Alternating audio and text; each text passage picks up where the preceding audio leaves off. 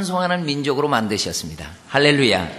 저는 그 뿌리를 한번 우리 화면들을 보면서 살펴보도록 그렇게 하겠습니다. 이 아름다운 발걸음, 저는 이 선교사님들의 이 아름다운 발걸음이 우리 민족 속에 찾아오게 되는데, 이 아름다운 발걸음 속에 인도 땅에 찾아오는 아름다운 발걸음이 있습니다. 1793년 윌리엄 캐리라는 선교사님이 5개월간 항해를 해서 인도 땅에 찾아오게 됩니다. 그는 근대 선교의 아버지가 돼서 해안 선교의 문을 열게 됩니다.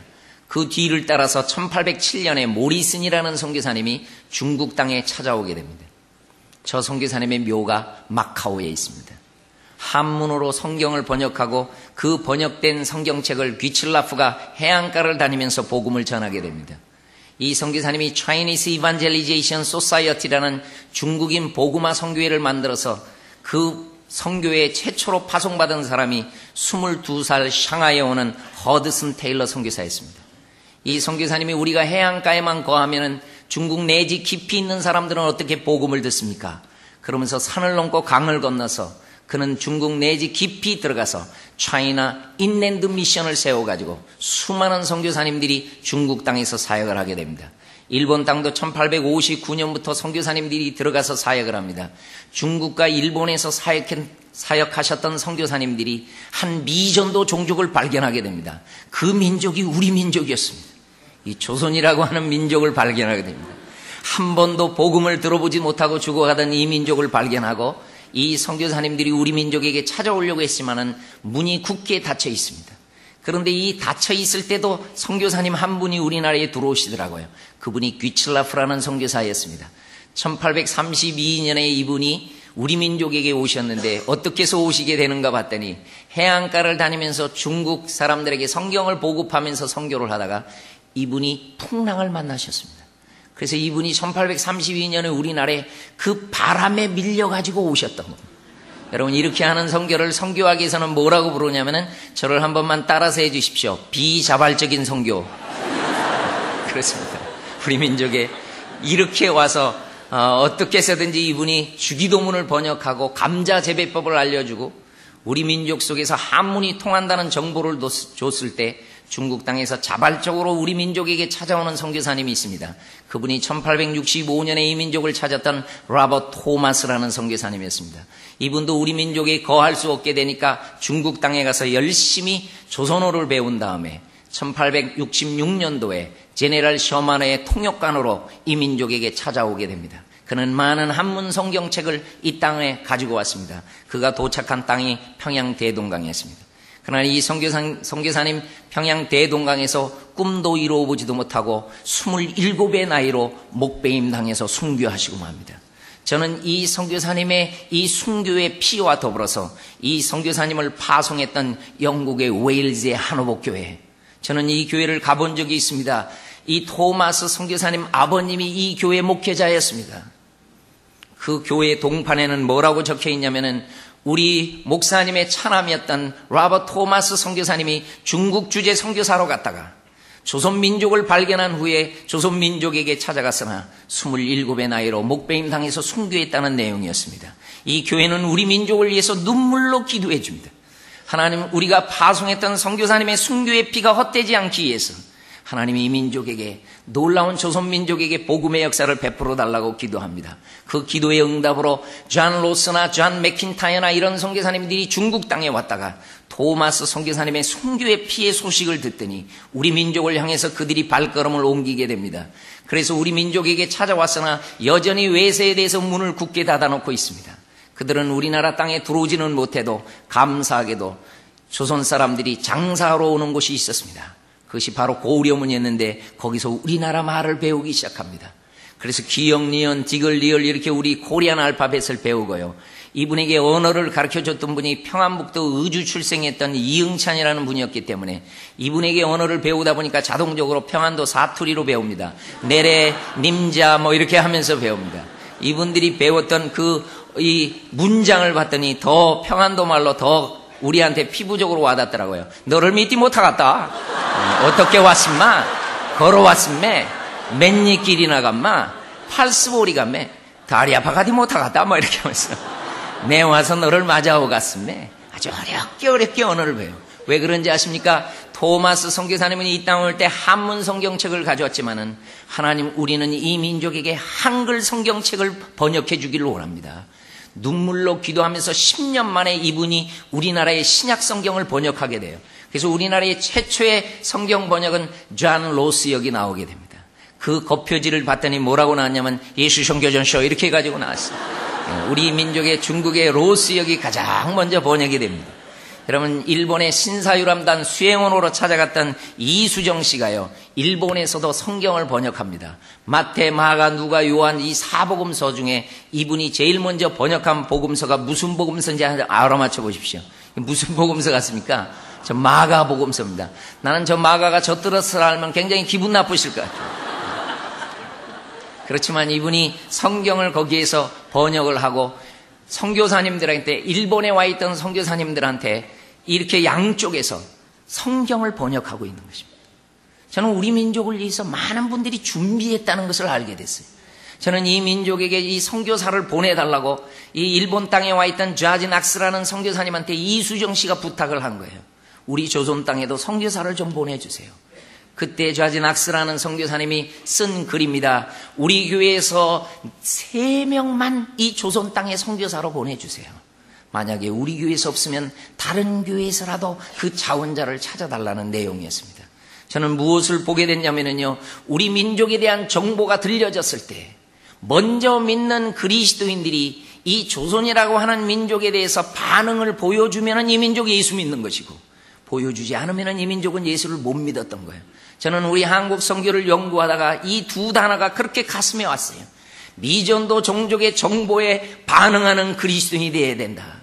우리 민족이 이분들 때문에 예수를 믿게 되었습니다. 그런 그리스도인들을 우리는 세계를 품은 그리스도인이다, 이렇게 부르는 것입니다.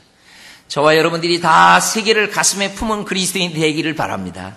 저는 이 우리 민족에 대해서 제일 먼저 기도 제목이 이 국계에 닫혀진 세국 정책을 열어달라고 그렇게 기도합니다.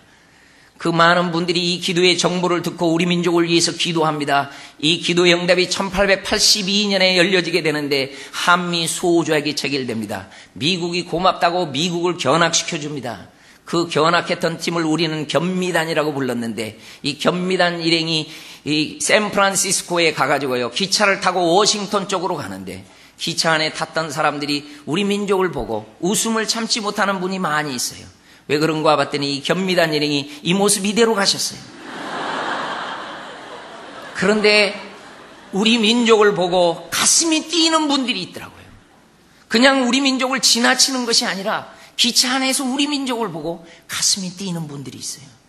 저는 그 중에 한 대학생이, 제임스 스칼스 게일이라는 대학생이 우리 민족의 선교사님이 한 사람도 없다고 하니까, 하나님, 저는 대학교 졸업한 후에 이 나라의 선교사로 바로 가겠습니다. 그러면서 1888년도에 우리나라에 초창기에 들어오는 멋있는 선교사님이십니다. 여러분, 여기 사진에 보이는 이분이 게일 선교사님이에요. 그리고 밑에 안경 쓴 한국분은 누군지 아십니까? 1907년에 평양 대부흥운동의 주역이었던 길선주 목사님이었어요.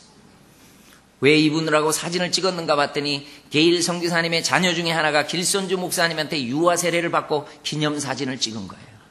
이런 위대한 하나님의 종, 이런 분들이 어떻게 해서 우리 민족에서 예수 믿고 주의 종이 될 수 있었겠습니까? 이 땅에 누군가가 왔다는 것입니다. 그 반응을 보여준 선교사님의 삶이 있었다고 하는 것입니다. 저는 이 견미단 일행을 기차 안에서 봤던 이 볼티모어 교회의 가우처라고 하는 목사님, 이 목사님이 교회에 오더니, 우리 민족을 기차 안에서 보고 교회에 오더니, 저는 오늘 한 민족을 만났는데 그 민족에게 선교사님이 한 사람도 없답니다. 한 선교사님이 그 민족에게 가려면 엄청난 헌금이 필요할 텐데 우리는 그 민족의 복음화를 위해서 미리 헌금하겠습니다. 나는 우리 민족을 위해서 선교 헌금으로 미리 반응하는 분들을 보게 됐어요. 엄청난 금액을 선교 본부에 올렸는데 선교 본부에서 우리 민족을 모르니까 미온적으로 반응이 나오니까 이분이 얼마나 적극적인지 일본에 있던 맥클레이 선교사님한테, 선교사님 빨리 들어가 주세요. 우리가 어떻게 이 민족 효과적으로 복음 전할지 알려주십시오. 1884년 6월 달에 맥클레이 선교사님이 우리 민족에 찾아와서 고종황제를 아련합니다. 그때 고종황제가 선교사는 절대로 안 된답니다. 그런데 한번 콜레라가 돌면 2만 명, 3만 명 다 돌아가시니까 우리나라에 의사는 좀 보내달라고 그래요. 한미 수호조약이 체결된 이후로 한영, 한불, 한독, 한러 다 체결됐는데 공간들은 들어오는데 말이 안 통하니까 고종 황제가 언어 선생님을 3사람만 보내달라고 그래요. 선교사는 절대로 안 된다고 했는데 이 땅에 찾아오는 분들은 전부 선교사였어요. 의사로 오신 분도 선교사, 언어 선생님으로 오신 분도 선교사예요. 이분들이 의사로 수고하다가 언어 선생님으로 수고하다가 복음의 문만 열리면 복음 전하겠다는 거예요. 저는 우리 장로교 선교부에서 가장 먼저 선교사로 지원한 분이 존 헤론이라는 분이었습니다. 이분이 우리나라의 의사였기 때문에 우리나라에 가장 먼저 오겠다고 했습니다. 1호로 이분이 허입을 받습니다. 그런데 이분이 우리 민족으로 오려고 했을 때 개인적인 큰 장벽 중에 하나가 테네시 종합의과대학이었어요. 이분이 이 학교를 개교 이래로 가장 공부를 잘했던 수재였습니다. 그래서 학교에서 끝까지 교수로 남아달라고 그래요. 저는 선교사님을 연구하다가 공부를 너무 잘해도 선교의 장벽이 된다는 걸 알았어요. 그러니 우리는 얼마나 프리합니까? 서류 가지고 가도 안 받아주는데. 나는 이 부인 해티하고 결혼해가지고 이분이 가장 먼저 태평양에 건너와서 일본 땅에 와가지고 우리나라 말을 배웁니다.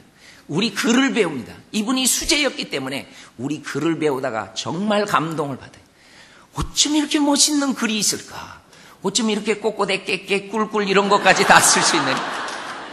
하나님, 나 이 나라에 가장 먼저 가고 싶습니다 그랬는데요, 전보가 날라왔어요.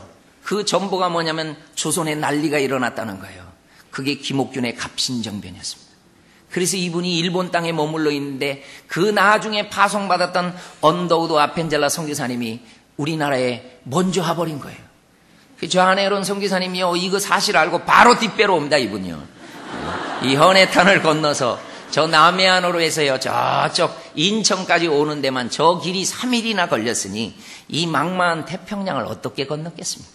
이 샌프란시스코에서 배를 타고요, 한 달이 넘도록 우리 민족에게 이 항해에서 찾아오는데요, 캐나다, 미국, 호주 각지에서 이 민족에게 찾아와요. 저는 이 민족에게 우리가 어떻게 예수 그리스도를 믿게 됐는가 봤더니 세계를 가슴에 품은 분들이 우리 민족을 위해서 기도해주고 헌금해주고 그리고 영광스러운 선교사의 삶으로 찾아왔던 거예요. 저는 이 민족의 조선의 문이 어떻게 선교의 문이 열리는가 봤더니 중국 땅에 알렌이라고 하는 선교사가 와 있었습니다. 그런데 이분이 조선의 공간을 치료하는 의사를 구한다고 그래가지고 사실 이분이 가장 먼저 우리 민족에 들어옵니다. 중국 땅에 있었기 때문에. 1884년 9월 20일 날 우리 민족에 들어왔는데 숨죽이고 있을 때 갑신정변이 일어납니다. 그때 명성황후의 조카 민영익 씨가 칼에 맞아 죽어가게 되는데 이분이 마침 외과 의사였어요. 그래서 민영익 씨를 살려주게 됩니다. 그래서 황실에서 고맙다고 이분에게 병원을 하나 마련하게 준 것이 그 병원이 바로 광해원이었습니다. 지금 많은 분들이 고개를 끄덕이는 것은 교과서에서 봤다는 겁니다. 그러니까 상황 봐가지고 고개를 끄덕이시다. 안 배운 척 하지 마십시오. 1885년 4월 5일 날 인천 제물포항에 도착하는 두 분의 젊은이가 있습니다. 하나는 아펜젤라 선교사님, 언더우드 선교사님이에요. 이 두 분이 왔을 때 미국의 폴크 공사가 이 두 분을 다 쫓아내어 버립니다. 이 나라는 선교의 문이 열린 나라가 아니라고, 조선은 선교의 문이 열리지 않았다고 다 쫓아내요. 여러분, 아펜젤라 선교사님은 결국 쫓겨납니다. 그 결혼해서 온 것 때문에 부인은 안 된다고 해서, 여자는 안 된다고 해서 쫓겨나요. 근데 알렌 선교사가 이 싱글로 찾아왔던 이 언더우드 선교사를 맞이하게 됩니다. 이분은 좀 우리 병원에서 일하게 해달라고 합니다. 그래서 이분이 사랑하는 친구 조선 입국을 허락받지도 못하고 쫓겨나고 서울 땅에 들어와서 이 광해원에서 목사라와서 선교사라서 복음도 못 전할 때 이 20대 중반의 이 청년이 하나님 앞에 눈물로 쓴 기도문입니다. 주님, 지금은 아무것도 보이지 않습니다. 주님, 메마르고 가난한 땅, 나무 한 그루 시원하게 자라오르지 못하고 있는 땅에 저희들을 옮겨와 심으셨습니다. 그 넓고 넓은 태평양을 우리가 어떻게 건너왔는지 그 사실이 기적만 같습니다. 주께서 붙잡아 뚝 떨어뜨려 놓은 듯한 이곳, 이 영말리 땅을 우리가 찾아왔으나 지금은 아무것도 보이지 않습니다. 보이는 것은 고집스럽게 얼룩진 어둠뿐입니다. 어둠과 가난과 인습에 묶여있는 조선 사람들 뿐입니다. 그들은 왜 묶여있는지도 고통이라는 것도 모르고 있습니다. 조선의 마음이 보이지 않습니다. 그리고 저희가 해야 할 일이 보이지 않습니다. 지금은 우리가 황무지에 맨손으로 서 있는 것 같사오나 지금은 우리가 서양 계신 양기자라고 손가락질 받고 배척받고 있사오나 하나님, 저 조선 사람들이, 저 한국 사람들이 우리 영혼과 하나인 것을 깨닫고 하늘나라의 한 백성, 한 자녀임을 알고 하나님 눈물로 기뻐할 날이 있음을 믿나이다. 이 기도의 응답을 저와 여러분들이 받고 있는 거 아닙니까? 나는 이 선교사님이 지금은 예배드릴 예배당도 없습니다. 학교도 없고 그저 경계, 의심, 멸시, 천대함이 가득한 곳이지만은 하나님이 이 땅이 머지않아 은총의 땅이 되리라는 것을 믿습니다. 주님, 제 믿음을 붙잡아 달라고.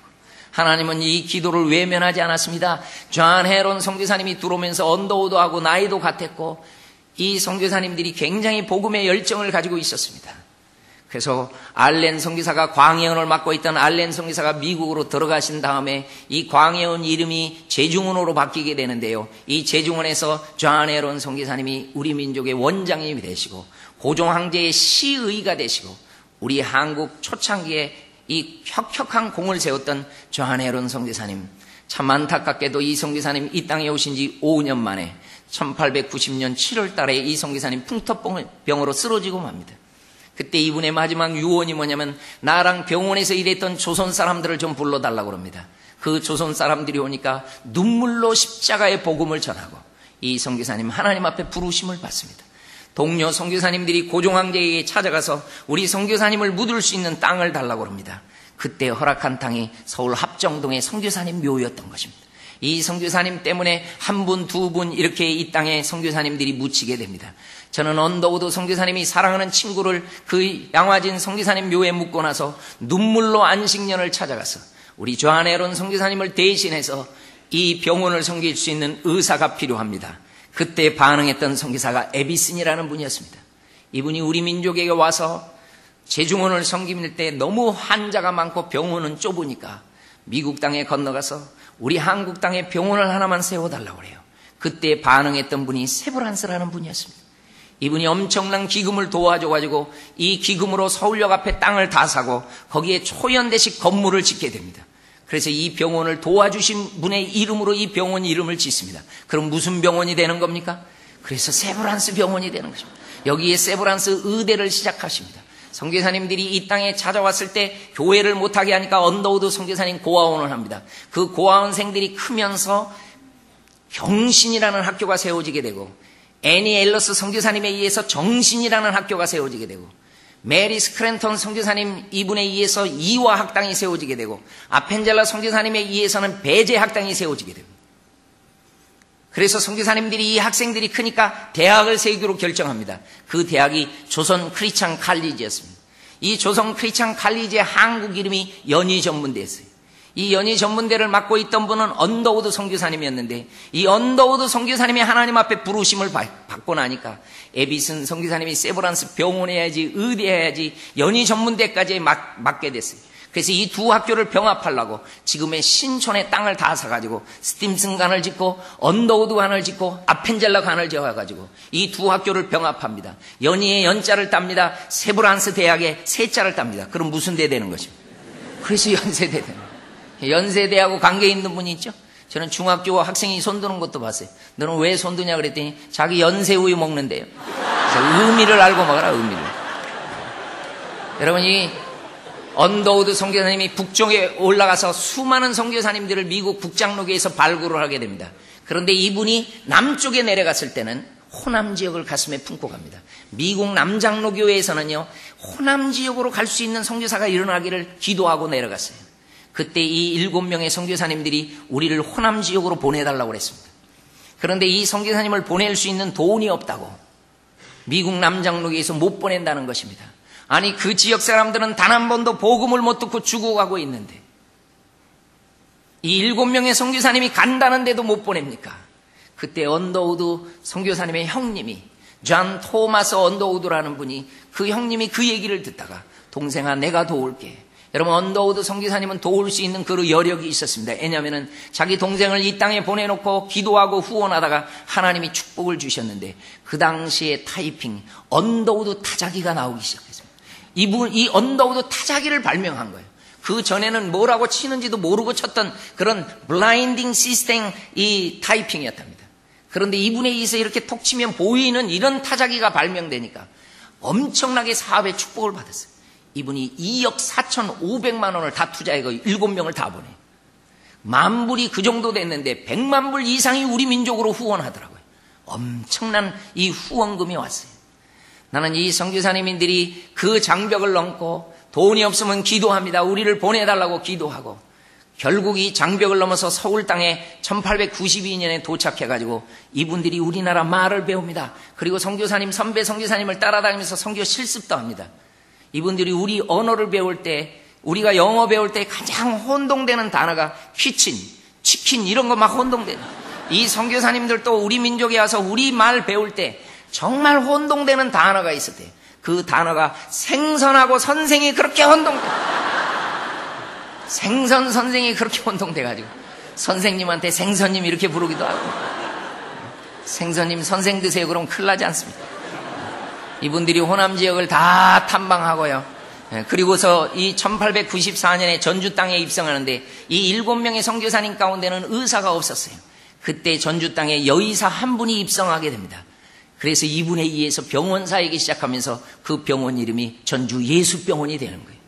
저는 얼마 전에 전주 예수병원 전 직원들하고 세미나를 한 다음에 병원장님과 과장님들이 저한테 전주 비빔밥을 사줬습니다.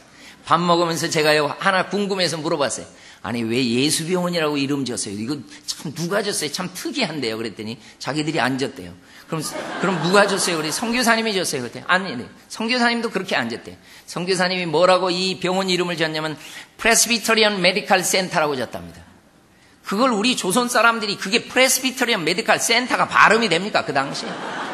그러니까 이 병원을 가려면은 그게 발음이 안 되는 거예요. 그러니까 예수 믿는 사람이 세운 병원 아니야. 그래가지고 안 믿는 사람이 지어줬답니다. 저거요. 예수병원.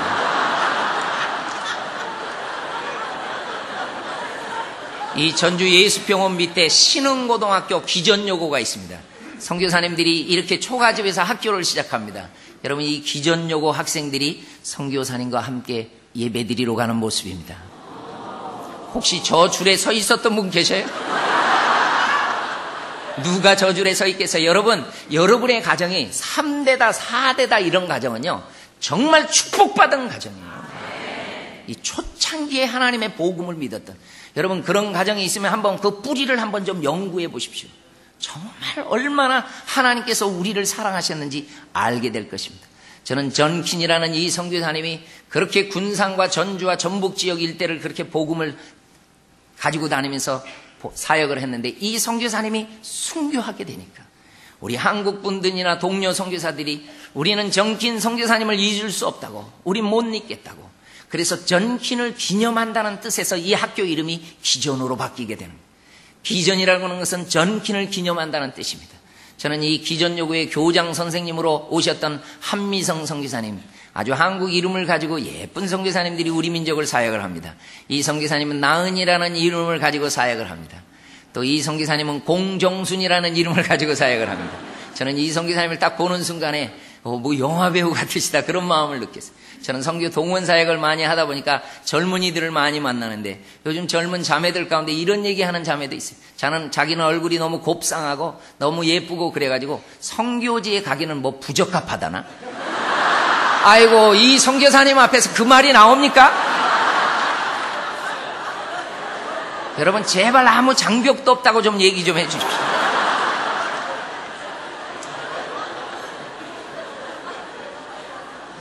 바울 선교사님이 고린도 성에 갔을 때 우리 주님이 뭐라고 말씀하시냐면 많은 환난이 있지만 바울아 두려워하지 말아라. 담대히 복음을 전하라. 말씀을 전하라. 왜 그런지 아세요? 이 고린도 시티 안에 내 백성이 많다. 그러면 전주 시티 안에도 하나님의 백성이 많을 거 아닙니까? 그럼 누군가 와야 될 거 아닙니까? 그래서 선교사님이 찾아오게 된 거예요. 그분들이 보낼 수 있는 갈 수 있는 돈이 없으면 보내는 분들이 있었고요. 이렇게 해서 우리 민족 속에 이 복음이 증거되는 것을 보게 됩니다. 저는 이 전주 땅에 왔던 이 린니 데이비스, 이 7분의 선교사님 가운데 이 린니 데이비스라는 선교사님이 우리 민족에 올 때 어머니 홀어머니가 한 분뿐이 없었어요. 일찍 아버지를 여의고 어머니하고 함께 자라면서 어머니가 그렇게 가난한 자들을 신방하면서 신앙교육을 잘 시켜줬습니다. 그런데 우리 민족으로 찾아가려고 했는데 어머니가 걸리는 거예요. 어머니를 혼자 두고 가기가 너무너무 힘들었던 거예요. 여러분, 닌니 데이비스 어머님이 이 이야기를 듣더니 데이비스야 라고 부르더니, 데이비스야, 너랑 나랑은 천국에서 만나보면 되잖아. 그 민족 사람들이 단 한 번도 복음을 못 듣고 죽어가고 있다는데 네가 가서 복음을 전하고 너를 통해서 예수 믿는 사람이 천국에 와서 나를 만난다면 그것처럼 기쁨이 어디 있겠니? 그러면서 이 자기 딸을 떠밀다시피 해서 보내줍니다. 이분이 우리나라의 태평양을 건너와서 9일 만에 어머님이 소천했다는 소식을 들어요. 하나님 앞에 기도하면서 어머니 정말 어머님의 말씀대로 천국에서 만나요. 그러면서 이분은 이 땅에 먼저 찾아왔던 해리슨 선교사님과 결혼해서 수많은 어린이들을 복음을 전하고 많은 사역을 하다가 이 선교사님이 전주 땅에 1903년에 묻혀서 잠들어 있는 겁니다. 저는 이렇게 이 민족에 찾아왔던 귀한 선교사님들의 삶을 보게 됐습니다. 저는 1885년 선교사님이 언더우드나 아펜젤라 선교사님이 가장 먼저 들어왔던 정박했던 곳이 부산입니다. 일본에서 오시는 분들은 현해탄을 건너서 부산에 한번 정박했다가 인천으로 오게 되는 것입니다. 그런데 이 부산에 1889년 8월 20일 날 멜번, 호주 멜번에서 배를 타고 찾아왔던 이 조셉 펠리 데이비스라는 선교사님이 있어요. 이 선교사님이요, 여러분 보십시오. 멜번을 8월 21일 날 출발하는데 부산은 언제 도착하는가 보십시오. 10월 2일 날 부산에 도착합니다. 이 9월 내내 바닷가 가운데서 있었다는 것입니다. 이렇게 목숨 걸고 찾아왔던 조셉 펠리 데이비스 선교사님, 이 선교사님이 부산 선교의 꿈도 이루어보지도 못하고 1890년 4월 5일 날 순교하시게 된 거예요. 그런데 이 선교사님의 순교의 피를 헛되지 않게 하려고 터툴리안의 말대로 순교의 피는 교회의 씨앗이 되는데요, 수많은 선교사님들이 다시 태평양을 건너오게 됩니다. 맥케이 선교사님 부부, 맨지스 페리 포셋 이 선교사님이 이 조셉 펠리 데이비스 선교사님의 뒤를 이어서 부산 땅에 와가지고 부산진의 선교관을 마련하게 됩니다.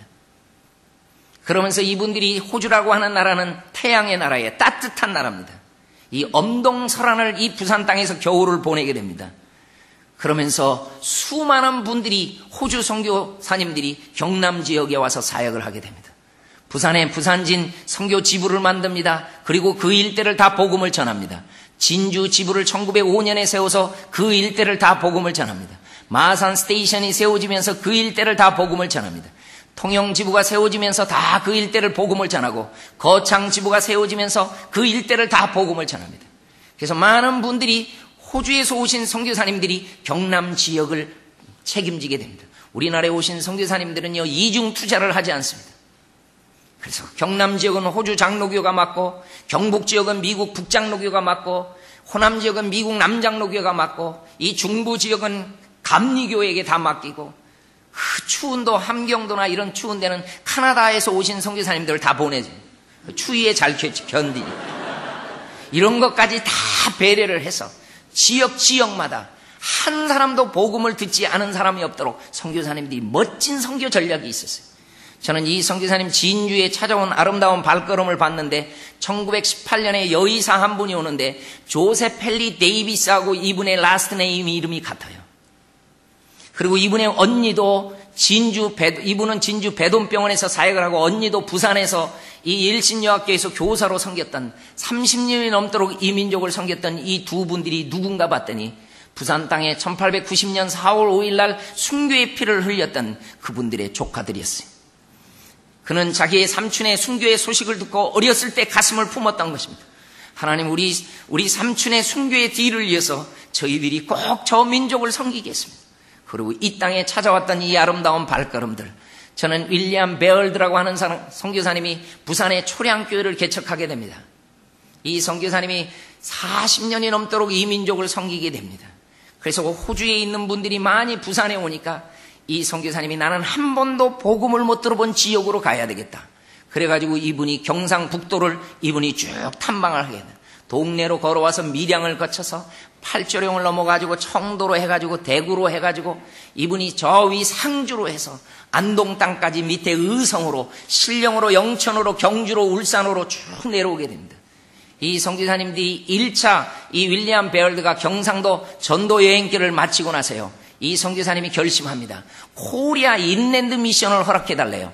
허드슨 테일러가 차이나 인랜드 미션을 세웠습니다. 수많은 선교사님들이 아프리카 인랜드 미션을 세웁니다. 내지 깊이 들어가서 복음을 전하는 거예요. 수단 인테리어 미션이 생기게 됩니다. 내지 오지에 들어가서 복음을 전하는 선교단체예요. 그러면 코리아 인랜드 미션은 어딘가 봤더니 부산으로 해서 쭉 밑으로 내지로 들어오는 데가 대구였던 것입니다. 대구를 코리아 인랜드로 봤던 거예요. 경상북도 내지를 그렇게 봤던 거예요. 이 코리아 인랜드 미션을 허락해달라고 그래요.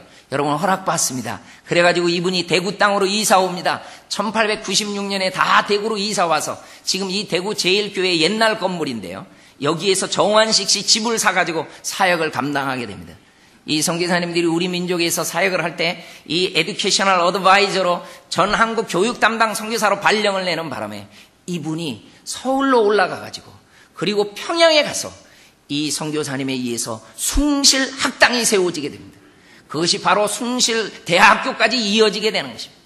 저는 이 선교사님 평양에 올라갔을 때 대구 선교를 누구한테 감당하냐면 처남한테 맡깁니다. 그 처남의 이름이 제임스 에드워드 아담스였어요. 그때 닥터 존슨 의사 선교사님이 대구 땅에 이사를 옵니다. 이 두 분들이 눈물로 기도하는 것이 있어요. 하나님, 이 경북 지역의 모든 분들이 하나님을 알기를 바랍니다.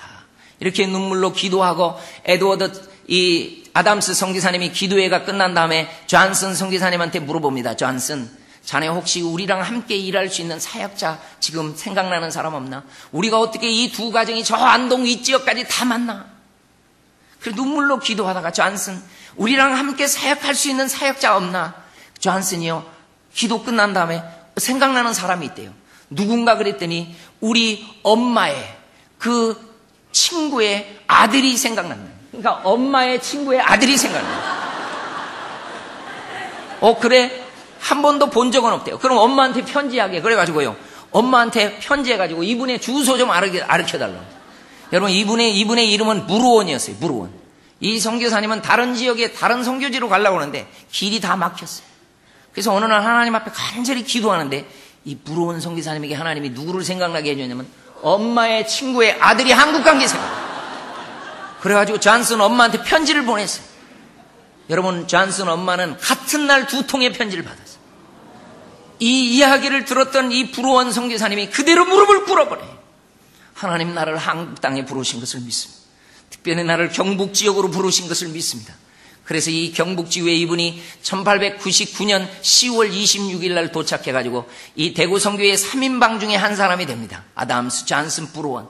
저는 이 선교사님이 대구 성안에서 살 때 3S 때문에 성안에서 너무너무 힘들어하는데 첫 번째 S는 스모크예요. 막 생나무 떼다고 너무 성안에서 사는 게 힘들어요. 그리고 스멜 냄새가 너무너무 나고 하수도도 제대로 돼 있지 않고, 이 선교사님들한테 가장 힘들었던 S는 이 사운드인데 우리 한국 개들이 서양 사람의 독특한 냄새를 가만 안 놔두는 동네 개들이 다 따라다녀요. 밤에 잠 좀 잘라 그러면은 다듬이 소리 때문에 잠도 못 자게 하고, 이 선교사님이 가장 힘들었던 사운드는 밤마다 나는 무당 굿소리였답니다. 이것이 그렇게 힘들어서 우리 성 안에서 못 살겠다, 우리 성 밖으로 가자.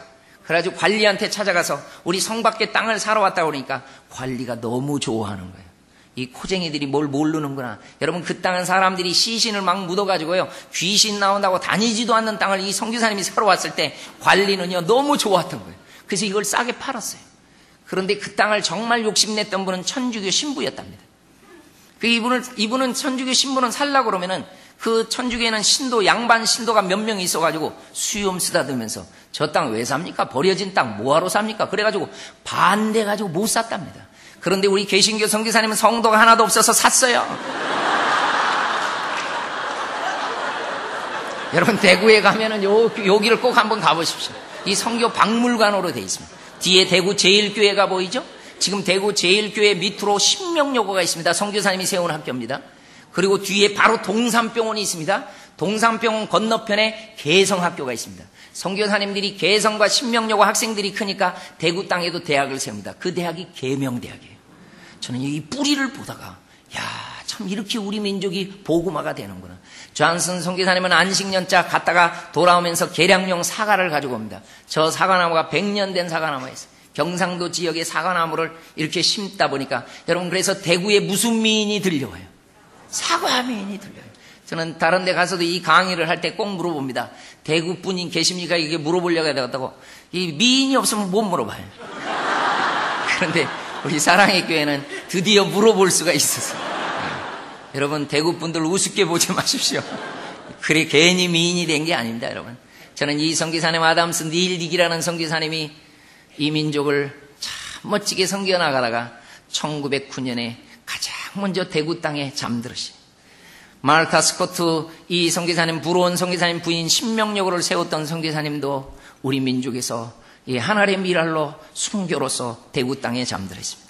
여러분, 이 선교사님들이 대구 땅에 잠들어 있는 선교사님의 묘입니다. 부러운 선교사님의 부인, 아담스 선교사님의 부인, 그리고 제가 여기 가리키는 이 묘가 소우텔이라는 선교사입니다. 제가 최근에 가깝게 찍은 사진을 한번 보십시오. 이 체이스 크란폴드 소우텔이라는 선교사님이, 이 선교사님이 1909년에 우리 민족에서 목숨을 잃게 되는데 그 선교사님의 비문에 뭐라고 되어 있습니까? I am going to love them. them은 한국 사람입니다. 나는 한국 사람들을 사랑할 것이다. 이 선교사님이 그렇게 안동 지역을 가슴에 품었어요. 여러분, 경북 지역에 대구만 스테이션이 되어 있는데요, 안동 윗지역까지 복음을 전하려고 하니까 너무 멀었던 거예요. 그래서 선교사님들이 이 안동 땅에 스테이션을 세워가야 된다. 그런데 이 선교사님이 그렇게 안동을 품고 찾아가서 복음서를 나눠주고, 저는 경북 지역에서 사역했던 선교사님들이 그렇게 어렵게 사역하는 걸 알았어요. 지금도 경북 지역이 제주도 다음으로 퍼센테이지가 낮아요. 그 양반 세력, 그 보수 세력, 그 속에서 선교사님들이 얼마나 힘들어 하시는지 몰라요. 그렇지만 눈물로 씨를 뿌리게 됩니다. 이 선교사님이 안동 땅에 꿈도 이루어보지도 못하고 순교하시더라고요. 그런데 이 뒤를 이어서 수많은 분들이 다시 찾아와요. 그래서 안동 땅에 찾아와서 그 주위에 의성이라든지 곳곳에 선교사님들이 복음을 전하는 거예요. 여러분, 그래서 한 의성에서 한 분이 하나님을 알게 됩니다. 그리고 그분의 아들이 목사가 됩니다. 그 목사님의 또 자녀들이 목사가 됩니다. 그 중에 한 분이 대전의 새로남교회 오종호 목사입니다. 그리고 사랑의 교회 오종현 목사. 나 이 뿌리를 보다가 야, 이렇게 되는 거구나. 오정현 목사님이 괜히 잘생긴 게 아니라 내가 아버지를 봤더니 아버지가 잘생겼더라. 참 그 멋있는 이 뿌리들. 여러분, 이렇게 선교사님들의 이 귀한 삶이 버텨져요. 저는 양화진 땅에 묻혀있는 선교사님들의 묘, 그 묘에 찾아갈 때마다 하나님 말씀이 생각나요. 어느 민족이든지 주의 이름을 부르면 구원을 받는단다. 그런데 그 민족에게 전파하는 사람이 없는데 어떻게 그 민족이 예수 믿겠느냐. 그러니까 이분들이 아름다운 발걸음으로 이 억만리 땅을 찾아온 거구나. 나는 이 선교사님들을요, 대구 땅에 묻혀있는 선교사님, 광주 땅에 묻혀있는 선교사님들, 이 선교사님들의 묘를 찾아다니면서 서울의 이 양화진의 루비 캔들이라는 선교사님의 묘에는요, 뭐라고 적혀있냐면은 If I had 1,000 lives to give, Korea should have them all이라고 적혀있어요. 나에게 줄 수 있는 1000의 삶을 하나님이 허락한다면은 나는 1000번의 삶을 다 한국을 위해서 바치겠다. 이 멋진 선교사님들의 이 희생의 삶이 이어지게 되면서요, 저는 이 선교사님들을 소개를 하고 다녀요. 왜 이분들이 이 땅에 잠들어 있는지를 제가 얘기해 줄 때마다 듣는 사람이나 전하는 저나 하나님께서 동일하게 주시는 마음이 있어요. 그 마음이 뭔지 아십니까? 너희 민족이 5000년의 역사를 자랑하고 있었지만 1600년의 불교로 우상 숭배하며 살았잖아. 조선시대 때 숭유정책 쓰면서 그렇게 제사하며 살았지. 아니, 반만년의 무속신앙으로 살았던 이 사망의 땅 그늘에 앉은 이 백성들에게 내가 십자가의 복음을 들고 이 120여 년 전에 너희 민족에게 선교사님을 보내줬어. 나는 이 시대에 태어난 것이 그렇게 감사해. 복음을 들을 수 있는 기회를 주셨어요. 이 선교사님들이 우리 민족을 위해서 찾아오는 분만 있는 것이 아니라 기도해주고 헌금해주고 영광스러운 선교사의 삶으로 와서 그 순교의 피를 복음을 위해서 드려지게 되는데, 나는 그래서 이 선교사님의 이 세 가지 반응이 일어난 이 시대에 태어난 것이 그렇게 고맙다. 하나님 참 감사합니다. 저희 집은 예수를 믿는 가정이 아니었습니다. 한국 가정이 대부분이 그랬습니다. 5,000년의 샤머니즘으로 살고 아버지 맨날 제사하고.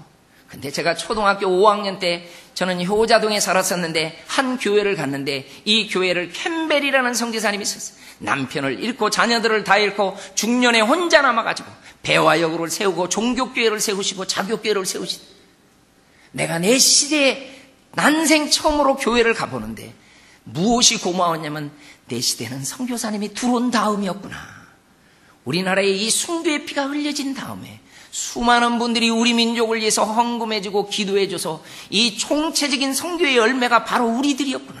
저는 이 뿌리를 알게 되면서부터 많은 우리 한국 교회의 성도들에게 이 부탁을 합니다. 우리가 이 세 가지의 반응으로 우리 민족이 예수 믿었다면 저와 여러분들이 또 다른 민족을 위해서 기도의 영역을 넓혀주기를 바랍니다.